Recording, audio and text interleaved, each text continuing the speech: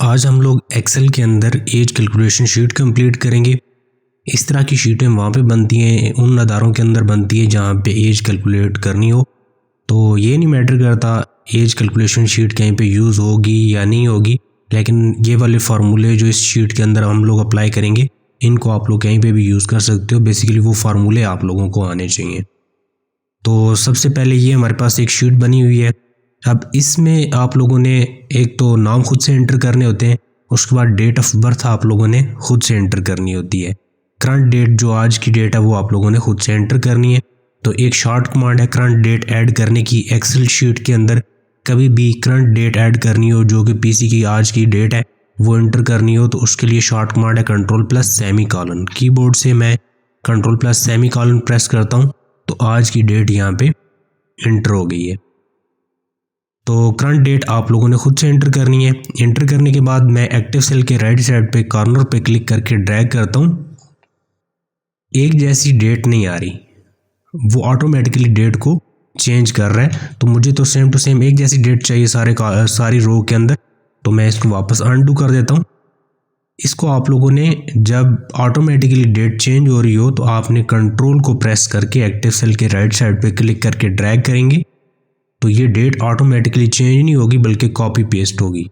तो वही डेट हमारी ओवरऑल सारे कॉलम में आ रही है। तो करंट डेट ऐड करने के बाद डेट ऑफ बर्थ आप लोगों ने खुद से एंटर करनी होती है।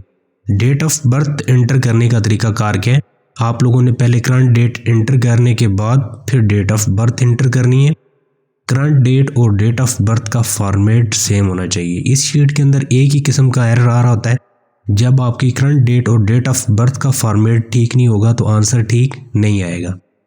तो जैसे यहाँ पे मैंने करंट डेट ऐड की है तो उसमें सबसे पहले यहाँ पे फर्स्ट पे मंथ आ रहा है और सेकंड पे डेट आ रही है और लास्ट में ईयर आ रहा है। तो आप लोगों ने भी जब डेट ऑफ बर्थ एंटर करनी है तो डेट ऑफ बर्थ एंटर करते हुए इस चीज़ का ख्याल रखना है।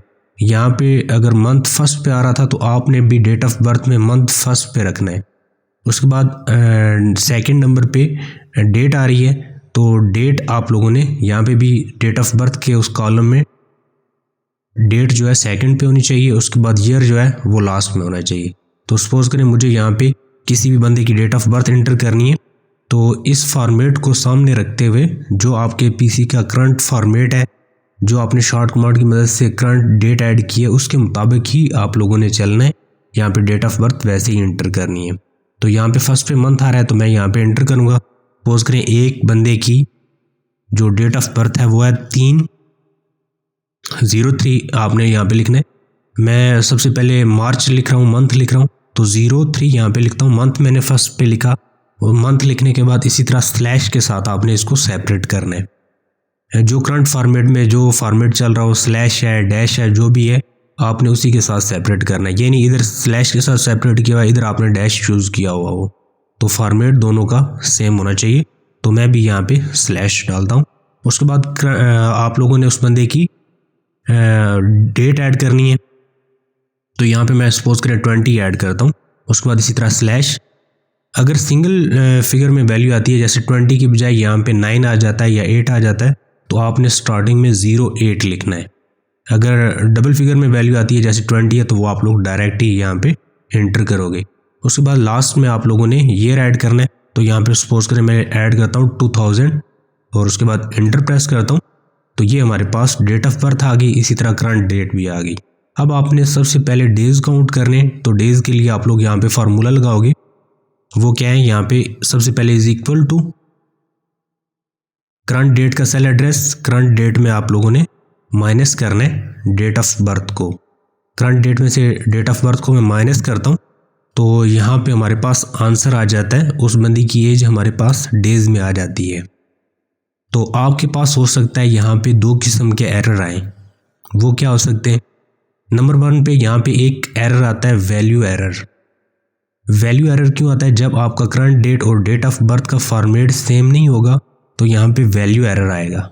सेकंड एरर यहाँ पे ये आता है कि बाज़ औक़ात ऐसा होता है आंसर आ जाता है लेकिन आंसर हमें जिस फॉर्मेट में चाहिए उस फॉर्मेट में हमारा आंसर नहीं आ रहा होता। तो अगर आपका आंसर आ गया है, आंसर की बजाय यहाँ पे डेट लिखी हुई आ रही है तो आप लोग इस वैल्यू की सिलेक्शन करके यहाँ से डाटा टाइप इसकी जनरल सिलेक्ट होनी चाहिए आपकी। अगर आपकी डाटा टाइप यहाँ पे आंसर किसी और फॉर्मेट में आएगा तो यहाँ पे जनरल की बजाय कुछ और लिखा हुआ आएगा, तो आपने यहाँ से इसकी डाटा टाइप यहाँ से नॉर्मल करनी है, जनरल कर देनी है, तो आपका आंसर ठीक हो जाएगा। तो डेज काउंट करने के बाद एक्टिव सेल की राइट साइड पे कॉर्नर पे मैं क्लिक करके इसको ड्रैग करता हूँ। ओवरऑल सबकी डेज काउंट हुए आ रहे हैं। डेज के बाद नेक्स्ट कॉलम आता है ईयर्स का। आपके पास एक बंदे की एज आ गई, डेज में आ गई, आपने उसको कन्वर्ट करना है ईयर्स में कि ये बंदा कितने साल का है। तो डेज को कन्वर्ट करना है ईयर्स में। तो डेज छोटी वैल्यू है और जिसको आपने काउंट करना है वो बड़ी वैल्यू है ईयर्स। तो जब भी छोटी वैल्यू से बड़ी वैल्यू कैलकुलेट करनी होती है तो हम लोग हमेशा डिवाइड करते हैं। तो यहाँ पे हम लोग फार्मूला लगाएंगे इज इक्वल टू डेज का सेल एड्रेस। डेज को आप लोगों ने डिवाइड करना है। एक साल के अंदर 365 दिन होते हैं, तो हम लोग यहाँ पे डेज को डिवाइड करेंगे 365 पे, तो हमारे पास उस बंदी की एज ईयर्स में आ जाएगी कि ये बंदा कितने साल का है। इसी तरह एक्टिव सेल के राइट साइड पे कॉर्नर पे मैं क्लिक करके ड्रैग करता हूँ, तो ओवरऑल हमारे पास सबकी ईयर्स आ गई। अब इसी तरह ईयर को आपने कन्वर्ट करना है किसमें, मंथ में। तो ईयर्स बड़ी वैल्यू है और मंथ क्या है, छोटी वैल्यू है। तो जब बड़ी वैल्यू से छोटी वैल्यू काउंट करनी होती है तो हम हमेशा मल्टीप्लाई करते हैं। तो मंथ के इस सेल में मैं जाके फार्मूला लगाऊंगा इज इक्वल टू, हमने ईयर से मंथ काउंट करने हैं।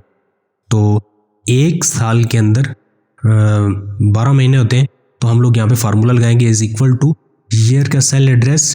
ईयर को हम लोग मल्टीप्लाई करेंगे, एक साल में 12 महीने होते हैं, तो यहाँ पे ईयर्स को हम लोग मल्टीप्लाई करेंगे 12 के साथ, तो हमारे पास उस बंदे की एज मंथ में आ जाएगी कि ये बंदा इतने मंथ का है।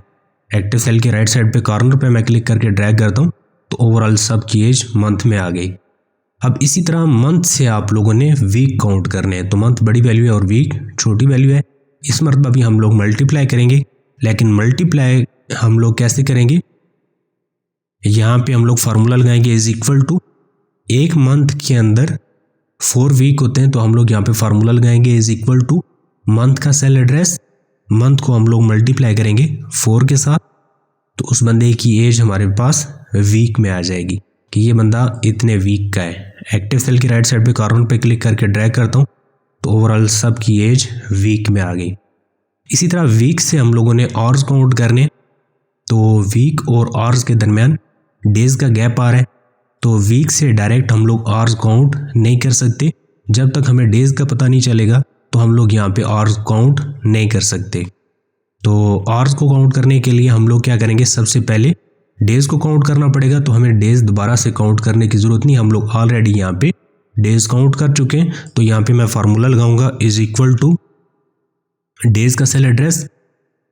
एक दिन के अंदर 24 घंटे होते हैं, तो हम लोग यहाँ पे डेज को मल्टीप्लाई कर देंगे 24 के साथ, तो हमारे पास उस बंदे की एज आवर्स में आ जाएगी।